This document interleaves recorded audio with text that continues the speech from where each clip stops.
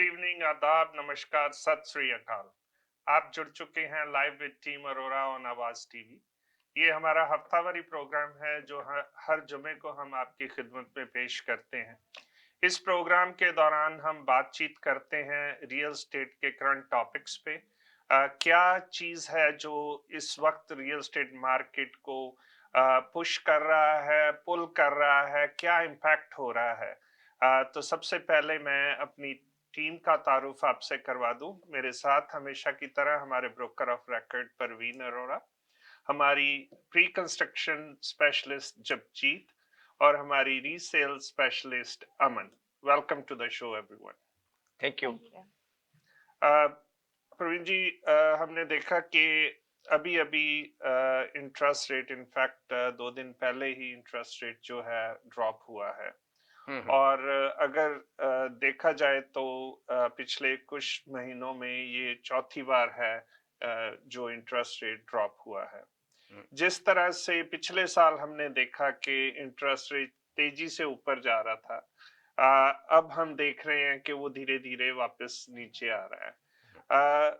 एक सिंपल, हमारे जो देखने वाले हैं उनको सिंपल प्लेन लैंग्वेज में बताएं कि जो मॉर्गेज यूजर्स हैं, जिनके पास मॉर्गेज है, उनका इस इंटरेस्ट रेट ड्रॉप पे उनके ऊपर क्या असर पड़ेगा, आप क्या देखते हैं? ढिल्लों साहब, ऐसा है कि जैसे आपने बात की है कि ये आई थिंक 5th टाइम है जी। जो मतलब इंटरेस्ट रेट ड्रॉप हुआ है, और इस बार ये 2 बार लगातार 0.55 इंटरेस्ट रेट है जो ड्रॉप हुआ है। कहने का मतलब 1% है वो जो ड्रॉप हुआ है बिल्कुल। पिछले कुछ महीनों में ही। ये जो इंटरेस्ट रेट है, हर आदमी एक चीज सोच रहा है कि इंटरेस्ट रेट ड्रॉप का मतलब प्राइस का ऊपर जाना। बिल्कुल। वो एज ए लेमैन कहीं तक तो वो चीज ठीक है कि इंटरेस्ट रेट का ड्रॉप होने का मतलब प्राइस में उसको थोड़ा हेल्प मिलना, पर हम इसकी थोड़ा डिटेल में बात करते हैं कि इस चीज का इम्पैक्ट क्या होएगा। मतलब इसका ऐसी सिर्फ बात नहीं है कि इंटरेस्ट रेट ड्रॉप हो गया तो इसका मतलब प्राइसेज ऊपर जाएंगे ही जाएंगे, ये कोई जरूरी बात नहीं है। और अगर हम देखें पिछले जो 3-4 ड्रॉप हुए हैं, उनका मार्केट में प्राइस के ऊपर कोई भी हमें इम्पैक्ट नजर नहीं आया। और आज मैं ये बात करूंगा कि उसका मार्केट में प्राइस के ऊपर इंपैक्ट क्यों नहीं नजर आ रहा अभी तक, और इस चीज का इंपैक्ट हमें कब तक जाकर नजर आएगा, ये जो इंटरेस्ट रेट की चेंज जो आएगी। सबसे पहले तो जो मैं बताना चाहूंगा कि अगर आप देखें, जब से ये इंटरेस्ट रेट ड्रॉप होना स्टार्ट हुआ है, इसने मार्केट में जो वो चेंज की है, वो एक सबसे पहली चेंज इसने ये की है कि जो प्राइसेस का ड्रॉप हो रहा था, जो प्राइसेस का डिक्लाइन हो रहा था इंडस्ट्री में, रियल एस्टेट इंडस्ट्री में, तो वो जो डिक्लाइन है, वो डिक्लाइन पहले तो धीरे हुआ, और अब धीरे धीरे वो ऑलमोस्ट जो डिक्लाइन वाला पार्ट है वो खत्म हो रहा है, वो ऑलमोस्ट खत्म हो चुका है। तो ये जो इंटरेस्ट रेट है, सबसे पहले तो जो डिक्लाइनिंग मार्केट थी उसको बैलेंस करने के लिए चीज कर रहा है। इसका मतलब ये है कि आप ये मत समझे कि इंटरेस्ट रेट ड्रॉप हो गया तो हाँ जी कल को प्राइस बहुत तेजी से ऊपर चले जाएंगे। अब क्या है कि जैसे ये इंटरेस्ट रेट ड्रॉप हो रहा है, इसका प्राइसेस के ऊपर सीधा इंपैक्ट क्यों नहीं पड़ रहा, क्योंकि पहले तो एक बात ये है कि जो मार्केट में डिक्लाइन हो रहा था उस चीज को थोड़ा जैसे कह लो कि ठहराव आया है।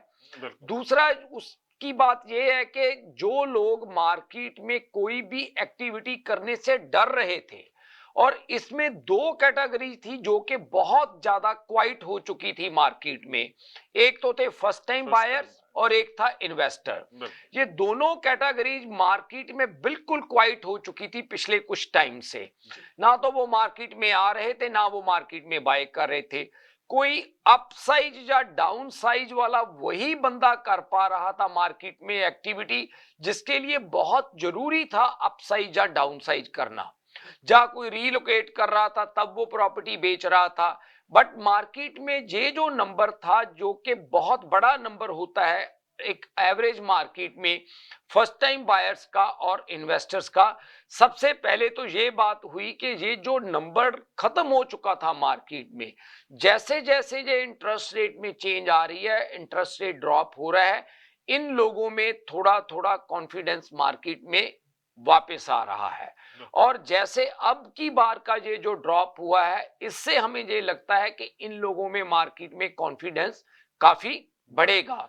और जब इन लोगों में मार्केट में कॉन्फिडेंस बढ़ेगा, जो कि ऑलरेडी बढ़ रहा है, ऐसी बात नहीं है, इनकी तरफ से एक्टिविटी मार्केट में ऑलरेडी स्टार्ट हुई है, बट अभी भी ये लोग मार्केट का उतना बड़ा शेयर नहीं है जितना कि ओवरऑल मार्केट में ये लोगों का शेयर होना चाहिए।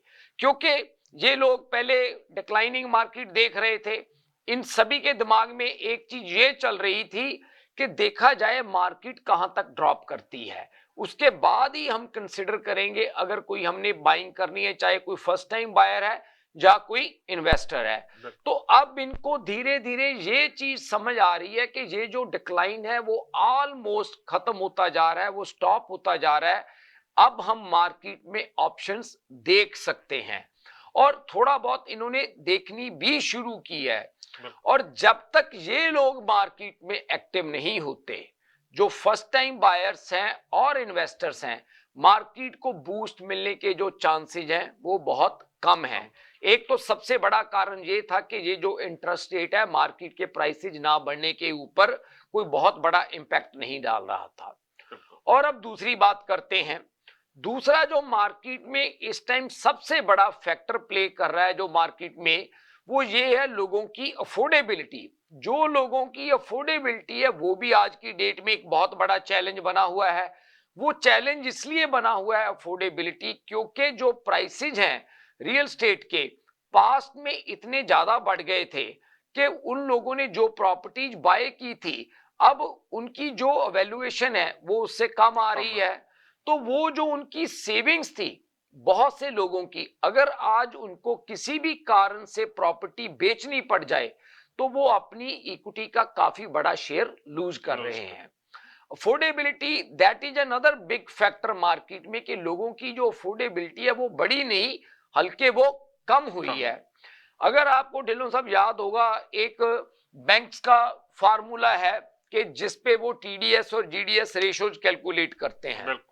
उसका मतलब क्या है, हालांकि वो फाइनेंसिंग साइड का पार्ट है, बट उसके बारे में मैं थोड़ा सा अपने व्यूअर्स को एक देना चाहता हूं कि अगर आपकी $100 इनकम है तो वो जो रेशो जो होती हैं वो बैंक्स डिसाइड करते हैं, फाइनेंशियल इंस्टीट्यूशंस डिसाइड करते हैं कि आप इसमें से इतनी अमाउंट घर के खर्चे के लिए, जो मॉर्गेज के लिए आप यूज कर सकते हैं, उससे बाकी की अमाउंट आपको बाकी चीजों के लिए चाहिए। और अगर हम देखें जो पिछले 1-1.5 साल में हुआ है, बहुत बड़ी परसेंटेज जो अपनी मॉर्गेज के लिए जहां पे 40-50% तक भी सेव करते थे, उनका वो जो नंबर है वो 70-75 तक जा चुका था।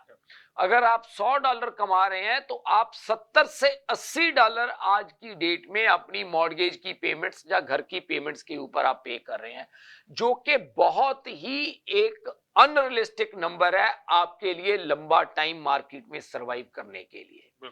तो अब ये जो इंटरेस्ट रेट का ड्रॉप है, पहले तो उन चीजों को बैलेंस कर रहा है। अब आप एक चीज देखिए, 100 में से मेरे $70-80 जा रहे थे घर की पेमेंट के लिए, मैं किसी न किसी तरीके अपनी सेविंग्स को यूटिलाइज करके उसको अफोर्ड कर पा रहा था। जब इंटरेस्ट रेट कम होएगा और मेरी पेमेंट नीचे जाएगी, मैं पहले नई इन्वेस्टमेंट या नई प्रॉपर्टी को अपसाइज या डाउनसाइज करने के बारे में नहीं सोचूंगा। पहले तो ये मैं सोचूंगा कि मैं अपनी मॉर्गेज की पेमेंट के लिए बैलेंस में आऊं। That is my first step. जब मैं उसमें बैलेंस में आऊंगा तब मेरा नेक्स्ट स्टेप होएगा मैं अपनी प्रॉपर्टी को चेंज करने का। तो ये जो चीजें हैं मार्केट में आज की डेट में बैलेंस आउट हो रही हैं। जब ये चीजें बैलेंस आउट होंगी तब जाकर प्राइस बढ़ने की जो बात है वो बात शुरू होएगी। तो इसलिए बहुत से हमारे जो व्यूअर्स हैं, कई बार उनको इस बात का बड़ा एज ए लेमैन बहुत बड़ा कंफ्यूजन होता है कि इंटरेस्ट रेट ड्रॉप समझ लो प्राइस 10% ऊपर, ऐसा कुछ नहीं है। ये बात मैंने पहले भी बड़े हमारे शोज में की है और आज भी मैं बात कह रहा हूं कि इसका मतलब ये नहीं है। नो डाउट अगर आप किसी प्रॉपर्टी में 1-2% की ग्रोथ देख रहे हैं, वो 1-2% की ग्रोथ मार्केट को डिक्टेट नहीं करती, वो किसी इंडिविजुअल प्रॉपर्टी की या इंडिविजुअल नेबरहुड में कोई चीज हो सकती है। That does not dictate the whole market, कि जो जीटीए की होल मार्केट है वो उसी तरीके से बिहेव करती है। तो this is the biggest reason जो मैंने 2-3 बातें आपके साथ शेयर की हैं कि इंटरेस्ट रेट पहले उनको बैलेंस आउट कर रहा है, प्राइस की बात है वो अभी इसके बाद में आएगी। जी। तो प्रवीण जी, क्या ये समझना चाहिए कि अब जो मार्केट है प्राइसेस की तरफ अगर हम देखें तो क्या वो रॉक बॉटम टच कर चुकी हैं? आप क्या सोचते हैं कि यहाँ से प्राइसेस ऊपर जाएंगी और नीचे जाने का तो शायद लगता नहीं है मुझे कोई नीचे जाने वाली चीज लग नहीं रही ढिल्लों साहब। उसका कारण क्या है कि देखो, जो इंटरेस्ट रेट का टर्न है वो शुरू हो चुका है। बिल्कुल। इसमें एक ही चीज मेरे को लग रही है कि मार्केट में थोड़ा बहुत जो नेगेटिव पार्ट इंपैक्ट कर सकती है कि बहुत से लोगों की प्राइवेट फाइनेंसिंग है जी। काफी लोगों की, बिल्कुल। और बी लेंडर्स से है, कहने का मतलब हायर रेट पे हैं उनकी जो मॉर्गेजेज हैं। जी। जो प्राइवेट मॉर्गेजेज होती हैं, जैसे आप काफी फेमिलियर हो इस चीज के बारे में, और जो बी लेंडर है, सब लेंडिंग है, जो ये चीजें एक शॉर्ट टाइम के लिए होती हैं। बिल्कुल। आप इनके बेस पे सरवाइव नहीं कर सकते, प्रॉपर्टीज होल्ड नहीं कर सकते लंबा टाइम के लिए, क्योंकि जितनी ग्रोथ होती है मार्केट की या आपकी प्रॉपर्टी की एप्रिसिएशन है, उससे कहीं ज्यादा आपका जो इंटरेस्ट और फीस वगैरह में चले जाता है। तो वो चीज आपको एक लंबे टाइम के लिए नहीं आप उसको होल्ड कर सकते। अगर उस साइड का नंबर काफी ज्यादा है, अगर उस साइड का नंबर, ये डेटा बड़ा कहना मुश्किल है कि कितना है, ये तो हमें मालूम है कि ये परसेंटेज काफी हाई है। अगर उस साइड का नंबर काफी ज्यादा है और वो लोग इस नंबर से सब प्राइम लैंडिंग से, मतलब वो मेन लेंडर्स के पास नहीं जा पाते, जहां पे उनको एक रीजनेबल अमाउंट पे, मतलब जो रीजनेबल इंटरेस्ट पे, जैसे मार्केट के हिसाब से उनको मॉर्गेजेज नहीं मिलती, अगर वो लोग लंबा टाइम मार्केट में सस्टेन नहीं कर पाते और वो मार्केट में आते हैं, क्योंकि उनके लिए प्रॉपर्टी से एग्जिट होना ही एक सोल्यूशन बच जाता है। अब आप एक चीज है, आप जो हायर रेट है उसको लंबे टाइम तक आप अफोर्ड नहीं कर सकते, ठीक है जी, आप उसको लंबे टाइम तक अफोर्ड नहीं कर सकते, बैंक के पास आप फाइनेंसिंग नहीं ले जा पाते, तो आपके पास एक ही ऑप्शन बचती है, प्रॉपर्टी को सेल करना, और आपके पास कोई ऑप्शन नहीं बचती। अगर वो प्रॉपर्टीज मार्केट में उनका नंबर बढ़ता है, ऐसी प्रॉपर्टीज का, ऐसी लिस्टिंग्स का, क्योंकि उनकी जो मोटिवेशन है काफी हाई होएगी प्रॉपर्टी को डिस्पोज ऑफ करने के, अगर वो ऐसी सिचुएशन आती है, अगर उनका नंबर बढ़ता है, तो वो कहीं ना कहीं किसी पॉकेट्स में, मतलब प्राइस पे सेटबैक चीजें लगा सकती हैं। बट ओवरऑल मुझे मार्केट में लगता है कि आने वाले टाइम में शायद इससे नीचे मार्केट की कोई, मतलब पॉसिबिलिटी मुझे नजर नहीं आती। बट वो जो प्रॉपर्टीज हैं, वो जो लोग हैं जो मार्केट में हैं, एक तो वो मुझे नंबर लग रहा है, और एक प्री कंस्ट्रक्शन में भी ढिल्लों साहब काफी हायर प्राइस पे लोगों की बाइंग हुई हुई है, और काफी लोग उन प्रॉपर्टीज को क्लोज नहीं करवा पा रहे, और एक वो जो परसेंटेज है वो मार्केट में जो है सेटबैक लगा सकती है किसी ना किसी एरियाज में। बाकी तो ओवरऑल मुझे मार्केट में लगता नहीं कि इससे नीचे कोई मार्केट में अब पॉसिबिलिटी है जाने की। तो आप क्या समझते हैं कि बायर्स के लिए, खासकर अगर फर्स्ट टाइम बायर्स की बात करें, तो ये राइट टाइम है उनके लिए बाय करने का? अगर हम बेनिफिट लेने की बात करें, बिल्कुल, अगर कोई सेल कर रहा है और बाय कर रहा है, वो मार्केट की सेम कंडीशन है, मतलब उसमें कोई बहुत बड़ा उनको फर्क नहीं पड़ेगा। अगर रियल स्टेट मार्केट में कोई एडवांटेज ले सकता है आज की मार्केट में, तो ये दो कैटेगरी ही एडवांटेज ले सकती हैं, एक है फर्स्ट टाइम बायर्स और एक है इन्वेस्टर। कारण क्या है, इंटरेस्ट रेट ड्रॉप हो रहा है, और अब ये बात काफी हद तक क्लियर हो चुकी है कि आने वाले 1-1.5 साल में इंटरेस्ट रेट 3% की रेंज में रहेगा, जो कि एक नॉर्मल रेट है, क्योंकि 2% के करीब इन्फ्लेशन है, तो 3% पे अगर आपको मनी मिलता है तो it's not a bad option, right, मतलब ये काफी रीजनेबल चीज है जी। तो 1-1.5 साल के अंदर मुझे जो लग रहा है कि 3% के करीब जो इंटरेस्ट रेट है रहेगा। और ये अफोर्डेबल भी है, मतलब अफोर्डेबल के बिना दूसरी बात एक ही है ढेरों साहब, अगर आपने पैसे लेने, अगर 2% इन्फ्लेशन है तो आप उससे नीचे तो आपको कोई देगा ही नहीं।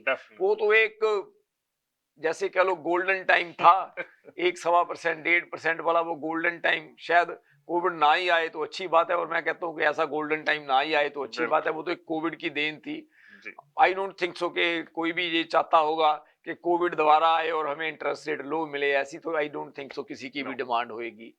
तो वो चीज तो अब हम जैसे कह लो कि बताया करेंगे आने वाले टाइम में शायद, कि हाँ जी आप भी शायद अपने बताओगे फैमिलीज को, बच्चों को आगे, कि एक टाइम ऐसा भी हुआ करता था कि उसमें इंटरेस्ट रेट ऐसे हुआ करता था, 1% हुआ करता था, 1.25% हुआ करता था, राइट। अमन और जगजीत मतलब they are quite young in this industry, ये बताया करेंगे कि अपने बच्चों को अगर इन्होंने डिसाइड किया फैमिलीज का, तो एक टाइम पे जब मैं देखती थी कि इंटरेस्ट रेट ऐसे होता था, तो ये चीजें तो अब ऐसे रहेंगी जो मेरे को लगता है आने वाले टाइम में। आई डोंट थिंक सो कि ये चीजें नियर फ्यूचर हमें ऐसी देखने को मिलेंगी। तो कहने का मतलब ये है कि मेरा 3% के करीब इंटरेस्ट रेट तो रहेगा ही रहेगा। और अगर ये चीज है तो मार्केट में जितनी प्राइसेज की एडजस्टमेंट अब हुई है वो शायद आने वाले टाइम में दोबारा कभी भी आसानी से हमें देखने को नहीं मिलेगी। और अगर जो प्राइस की एडजस्टमेंट बेस्ट हो चुकी है बायर्स के लिए और इंटरेस्ट रेट रेंज में आ रहा है, तो मुझे लगता है कि this is the best time to buy for first time buyer और इन्वेस्टर्स के लिए। बिल्कुल। अब वक्त हो चला एक छोटे से ब्रेक का, हम ब्रेक पे यूं गए और यूं वापस आए। आप कहीं नहीं जाइएगा, देखते रहिए टीम अरोड़ा रियलिटी शो। अगर आपको दुबई या मिडिल ईस्ट नुमा ज़ेवरात की तलाश है तो आपको दूर जाने की बिल्कुल जरूरत नहीं। आज ही हमारे मिसिसागा रिजवे स्टोर तशरीफ लाइए, अल करम ज्वेलर्स। हमारे पास सोने के बेहतरीन कंगन, कड़े, झुमके, हार और सोने के सेट्स भी दस्तयाब हैं। शादी हो या मेहंदी या कोई भी फंक्शन, आपकी पसंद के तमाम जेवरात आपको हमारे स्टोर में मौजूद मिलेंगे। आज ही हमारे स्टोर पर तशरीफ लाइए, अल करम jewellers, 3465 platinum drive, unit 99, Mississauga, या फिर कॉल करें 905-828-0009। अल करम ज्वेलर्स, फरमाइश आपकी, गारंटी हमारी।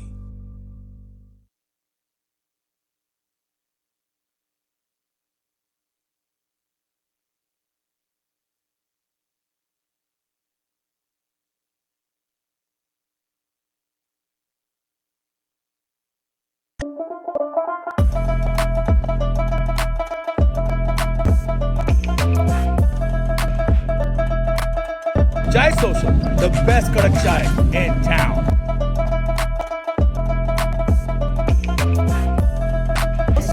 Aromatic, delicious, and Zabardast, बहुत आला चाय, आला चूरो चाय.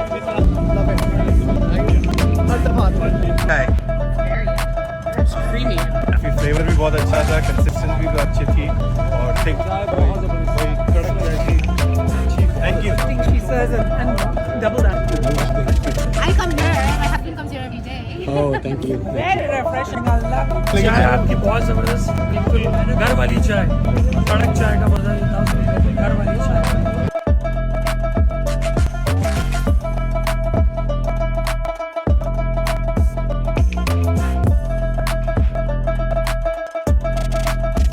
हमारा सीजन ओपनर था 2024 का for Desi bikers of Canada. Chai Social sponsor, we want to thank the team of Chai Social. Absolutely great experience, great कड़क चाय, Best kadak chai in town. Absolutely. Is Chai Social.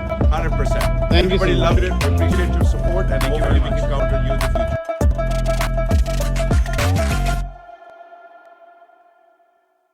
डिक्सी electronics और अप्लायंसेस, जहां आपकी तमाम electronics और appliances की जरूरियात पूरी होंगी। हमारे पास आपको हर टॉप ब्रांड मौजूद मिलेगा, चाहे वो वर्लपूल हो या एलजी, सैमसंग हो या जनरल इलेक्ट्रिक्स। हम इन सब के ऑथराइज्ड डीलर हैं। आइए और हमसे 5 स्टार खिदमत का लुत्फ उठाइए। हम आपको तमाम अप्लायंसेस सबसे बेहतर और सस्ते दामों पर फराहम करेंगे, ये हमारी गारंटी है। विजिट आवर वेबसाइट www.dixieelectronics.ca या फिर हमें कॉल कीजिए 905-625-5900. At Dixie Electronics and Appliances, we sell quality and deliver confidence. Welcome back to the show. जैसे कि ब्रेक पे जाने से पहले हम बात कर रहे थे कि ये जो इंटरेस्ट रेट चेंज हो रहा है उसका एक आम बायर सेलर पे और मार्केट इन जनरल पे क्या इम्पैक्ट पड़ेगा, तो इसके बारे में तफसील से बात हुई है।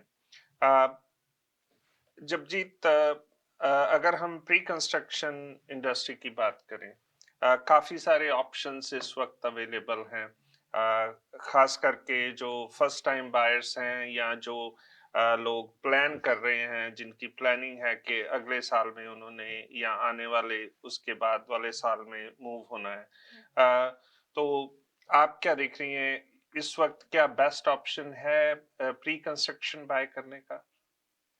यस, प्री कंस्ट्रक्शन में हमेशा अपॉर्चुनिटीज होती है। इट बिल्कुल। जस्ट डिपेंड्स कि अगर आप रेडी हो। जी, प्री कंस्ट्रक्शन में पहला फायदा आपको तो यही है कि आपने एक लंप सम पे नहीं करना है राइट ऑफ द बैट। जैसे बिल्कुल। रीसेल में आपकी 30, 60, 90 डे में क्लोजिंग हो रही है, जी, आपके पास फुल डाउन पेमेंट होनी चाहिए।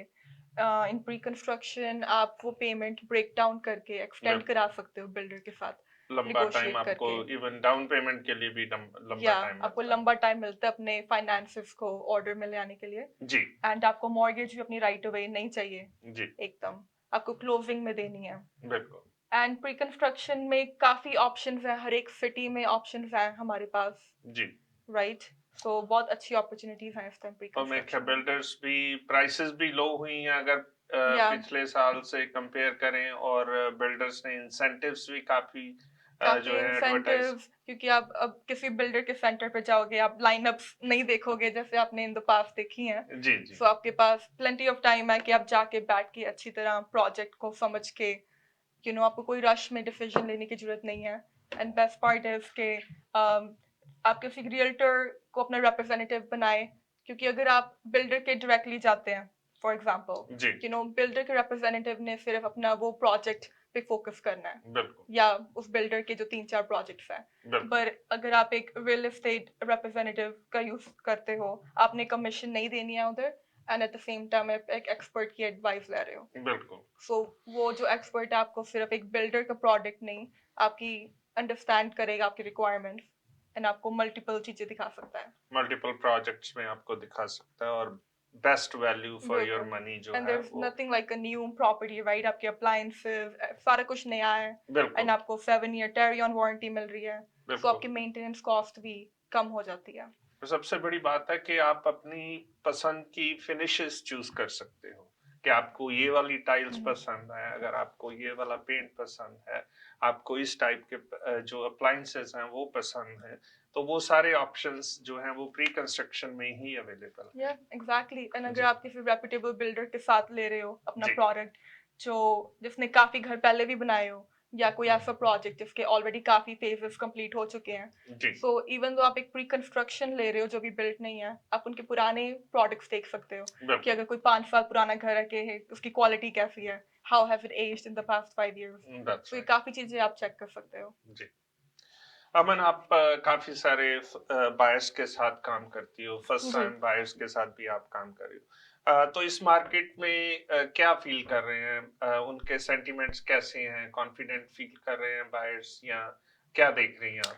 सर, जितना भी मैंने आजकल फर्स्ट टाइम होम बायर से बात की है, सबकी एक ही म्यूचुअल फीलिंग है कि उन्हें अभी भी डर लग रहा है इस मार्केट में आने के लिए। जी, वो अभी भी वो झिझक है कि वो कमिट करें इसके लिए। बिल्कुल, बट जहाँ तक मुझे लगता है जो आने वाला साल है उसमें हम काफी एक्टिविटी देखेंगे for first time home buyers के लिए। जी, जी, थैंक यू। अब वक्त हो चला है थोड़ी सी लिस्टिंग्स आपके साथ शेयर करने का। तो प्रवीण जी, लिस्टिंग्स आज जो हम लेकर आए हैं, क्योंकि अमन जैसे बात कर रही है कि फर्स्ट टाइम बायर्स के लिए जी। ये हमने डिस्कस किया कि अभी भी उनके अंदर थोड़ी सी झिझक है। बट अमन, एक चीज तो फॉर श्योर है जो मुझे लगता है कि पहले के की कंपैरेटिवली अब जो फर्स्ट टाइम बायर्स है डे बाय डे वो ज्यादा एक्टिव होते जा रहे हैं। अब होने लग गए जो ये लास्ट के मंथ के पीरियड्स हैं, there have been a lot of increase, ज्यादा फर्स्ट टाइम बायर्स हैं इसमें आने की कोशिश कर रहे हैं। जी जी। तो जो पहली 3-4 लिस्टिंग्स हैं ढिल्लों साहब जो आज हम मार्केट में लेकर आए हैं, ये फर्स्ट टाइम बायर्स के लिए ही हैं। सबसे पहले तो मैं बताना चाहूंगा, एक हमने प्रॉपर्टी लगाई है ब्रैम्पटन में बैटरटन क्रेसेंट पे, 69 बैटरटन क्रेसेंट, अगर हमारे टेक्नीशियन दिखाएं। यस, तो ये जो प्रॉपर्टी है ये बैंक की तरफ से सेल है हमारे पास, और ये एंड यूनिट टाउन हाउस है, और ये जो टाउन हाउस है काफी अच्छा साइज है इसका, और इसका जो प्राइस पॉइंट है वो भी काफी ठीक है। ये ढिल्लों साहब जिस प्राइस पे प्रॉपर्टी बाय हुई थी जी, उससे आज 3 लाख के करीब नीचे है जो सेल के लिए हमने लगाई है। कहने का मतलब यह है कि प्राइस ऑलरेडी काफी एडजस्ट हुए हैं, और इंटरेस्ट रेट भी आपको हेल्प कर रहा है मॉर्गेज की साइड पे। तो फर्स्ट टाइम बायर्स और इन्वेस्टर्स के लिए ये काफी अच्छी ऑप्शन है जी। दूसरी जो प्रॉपर्टी है वो है 14 हाइंस स्ट्रीट ब्रैम्पटन में, और ये भी जो प्रॉपर्टी है फर्स्ट टाइम बायर्स के लिए काफी अच्छी ऑप्शन है। इसमें क्या है, ये एंड यूनिट टाउन हाउस है, और इसकी भी बेसमेंट अपार्टमेंट बनी हुई है इस प्रॉपर्टी की भी। और ये जो प्रॉपर्टी है ये भी फर्स्ट टाइम बायर्स और इन्वेस्टर्स के लिए काफी अच्छी ऑप्शन है, क्योंकि ऊपर नीचे दोनों पोर्शन रेंट हो सकते हैं। जो तीसरी प्रॉपर्टी है वो है 1225 फॉक्स ग्लोव प्लेस, और ये जो फॉक्स ग्लोव के ऊपर है ये जो प्रॉपर्टी है जी, ये प्रॉपर्टी भी सेमी डिटैच है और इसकी बेसमेंट फिनिश्ड है। ये भी फर्स्ट टाइम बायर्स के लिए और इन्वेस्टर्स के लिए बहुत अच्छी ऑप्शन है। हार्टलैंड एरिया में है, तो बिल्कुल लोकेशन सबसे बड़ी बात है जी। और जो नेक्स्ट प्रॉपर्टी है ये जो है 1081, ये विल्मिंगटन ड्राइव के ऊपर है, और ये जो टाउन हाउस है 1.5 कार गराज का है, और इसकी भी बेसमेंट अपार्टमेंट बनी हुई है, और ढिल्लों साहब ये रेंटेड है। और मुझे एग्जैक्टली याद नहीं कि मॉस्क कौन सी है, नाम क्या है, इसके बिल्कुल ऑपोजिट मॉस्क भी है। तो काफी जो हमारी कम्युनिटी है वो इसमें इंटरेस्टेड हो सकती है, क्योंकि उनको वॉक करके प्रेयर के लिए जा सकते हैं, क्योंकि बिल्कुल वॉक करके सामने मॉस्क है इस प्रॉपर्टी के। और ये भी जो प्रॉपर्टी है मिस्सागा में ईस्ट क्रेडिट में है जी। और जो नेक्स्ट प्रॉपर्टी है ढिल्लों साहब, ये सेकंड टाइम बायर्स के लिए काफी अच्छी ऑप्शन है, वो है 6937 अमोर टेरेस। ये जो प्रॉपर्टी है डेरी एंड मैक्लॉगलिन के एरिया में है, और ये सेकंड टाइम बायर्स के लिए काफी अच्छी ऑप्शन है ये वाली प्रॉपर्टी। इसमें इसकी बेसमेंट भी बनी हुई है, और ये रवीन लॉट है। और ये जो प्रॉपर्टी है इन्होंने बहुत अच्छी अंदर रेनोवेशन की हुई है। आप जाएं, चाहे हमारे ऑनलाइन जाकर इसकी पिक्चर्स देखें, आपको काफी आइडिया हो जाएगा। ये पूरी रेनोवेटेड प्रॉपर्टी है और बहुत ही ब्यूटीफुल है सेकंड टाइम बायर्स के लिए। जो नेक्स्ट है वो है जी 477 ब्रिस्डेल ड्राइव। ये प्रॉपर्टी ब्रैम्पटन में है, और इसकी लीगल बेसमेंट अपार्टमेंट बनी हुई है। ये जो ब्रिस्डेल वाली प्रॉपर्टी है जी, और इसकी लीगल बेसमेंट अपार्टमेंट है। और ये जो प्रॉपर्टी है इसकी सबसे बड़ी खासियत ये है कि ये 5 बेडरूम की प्रॉपर्टी है, और अगर आप 5 बेडरूम की प्रॉपर्टी देख रहे हैं और विद लीगल बेसमेंट अपार्टमेंट, तो this could be a good option. जो नेक्स्ट वाली है जी वो है 46 एंजल गेट रोड। जो 46 एंजल गेट रोड है, ये जो प्रॉपर्टी है इसकी जो मेन फ्लोर है वो 10 फीट सीलिंग है, और ये भी रवीन लॉट है, और इसकी भी बेसमेंट फिनिश्ड है। और ये जो प्रॉपर्टी है जैसे मैंने आपको बताया कि मेन फ्लोर 10 फीट की है, और इसके अंदर बहुत ही थोड़े टाइम के लिए जो ओनर है वो रहे हैं, मतलब प्रॉपर्टी बिल्कुल भी यूज ज्यादा नहीं हुई है ये वाली। और लास्ट में ये जो प्रॉपर्टी है वो है जी 20 लैडब्रुक क्रेसेंट।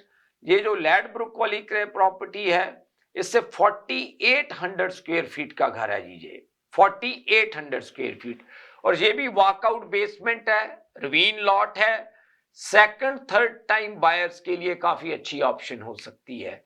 और ये जो प्रॉपर्टी है, ये प्रॉपर्टी की जैसे मैंने बताया कि 4800 स्क्वायर फीट है, अगर इसकी बेसमेंट इसमें ऐड कर दें तो 6000 स्क्वायर फीट से ऊपर ये प्रॉपर्टी हो जाती है। तो अगर आप ऐसी कोई बड़ी प्रॉपर्टी देख रहे हैं तो आप इसको भी कंसिडर कर सकते हैं। और ढिल्लो साहब, इसके बिना भी हमारे पास काफ़ी लिस्टिंग्स रहती हैं, कस्टम बिल्ट घर और कमर्शियल में भी, जैसे हमारे पास होटल वगैरह भी और प्लाजाज वगैरह भी हैं। अगर आप कोई कमर्शियल यूनिट या प्लाजा या होटल वगैरह भी देख रहे हैं तो भी आप हमारे साथ बातचीत कर सकते हैं। बिल्कुल नाजरीन, वक्त हो चला है प्रोग्राम को ख़त्म करने का। आप जैसा कि जानते हैं हमारा ऑफिस जो है मैक्लॉगलिन और डेयरी के इंटरसेक्शन पे वाक़ है। सातों दिन हमारा ऑफिस खुला रहता है। आप किसी भी वक्त अपॉइंटमेंट बना के वहाँ आ सकते हैं। आपका रीसेल रियल स्टेट के मुतल्लिक, प्री कंस्ट्रक्शन रियल स्टेट के मुतल्लिक या कमर्शियल इंडस्ट्रियल रियल स्टेट के मुतल्लिक कोई भी सवाल हो, आप बेझिझक वहाँ आ सकते हैं। हमारे एजेंट्स ऑन ड्यूटी होते हैं। और अगर आप वहाँ नहीं भी आ सकते हैं तो हमारा जो कॉन्टैक्ट नंबर है 4169108923 पे हमें कॉल करके किसी भी तरह का सलाह मशवरा करना हो, अगर आपको हमारी सर्विसेज की ज़रूरत हो, हमें बहुत खुशी होगी आपके साथ काम करके। आप हमेशा हमारा शो जो है देखते हैं, इसको हमें इनकरेज करते हैं, इसके लिए आपका बहुत बहुत शुक्रिया। हम कोशिश करते हैं कि आपको ज़्यादा से ज़्यादा मालूमात जो है रियल स्टेट के मुतालिक दे सकें। तो यहीं पे हमें ये प्रोग्राम ख़त्म करने की इजाज़त दें। अगले हफ्ते आपसे फिर मुलाकात रहेगी, तब तक के लिए शब खैर। Thank you.